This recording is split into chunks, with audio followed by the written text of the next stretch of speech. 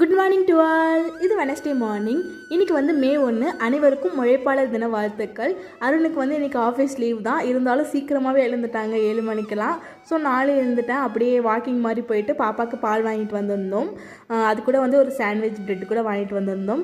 பாப்பா என்ன எழலை, அவள் 10 மணிக்கு மேலே தான் எழுவா. வீட்டு பக்கமே தான் இருக்குது பால் கடை. ஸோ அப்படியே வாக்கிங் போயிட்டு பால் வாங்கிட்டு வந்திருந்தோம். நாங்கள் 2 பேரும் டீ காஃபி குடிக்கிற பழக்கம் இல்லை. ஸோ பாப்பாவுக்கு மட்டும் பால் ஆற்றி வச்சுட்டு அதுக்கப்புறம் வந்து பிரேக்ஃபாஸ்ட் ரெடி பண்ணியிருந்தேன். பிரேக்ஃபாஸ்ட் ரொம்ப சிம்பிள் தான். நேற்று நைட்டு வந்து சாதம் கொஞ்சம் மிந்திருந்ததா, ஸோ அதில் தண்ணி ஊற்றி வச்சுருந்தேன் நான் சாப்பிட்லான்னு சொல்லிட்டு. பட் அருணும் கேட்டிருந்தாங்க. ஸோ அவங்களுக்கு சேர்த்து தயிர் ஆனியன்லாம் போட்டு 2 பேரும் ஒரு கிளாஸ் குடிச்சாச்சு.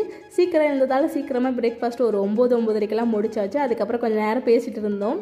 அதுக்கப்புறம் வீட்டு பக்கமே வந்து மஷ்ரூம் விற்றுட்டு வந்திருந்தாங்க. 3 110 ரூபான்னு சொல்லிட்டு மஷ்ரூம் பாக்கெட்டு 3 வாங்கிட்டு அது கூட வந்து ஒரு பன்னீர் பாக்கெட் வாங்கிட்டு வந்திருந்தேன். ஸோ லஞ்சுக்கு வந்து மஷ்ரூம் பிரியாணி பண்ணிடலான்னு சொல்லிட்டு. ஸோ அதுதான் கேஸ். நெக்ஸ்ட் வீடியோவில் பார்க்கலாம். Bye.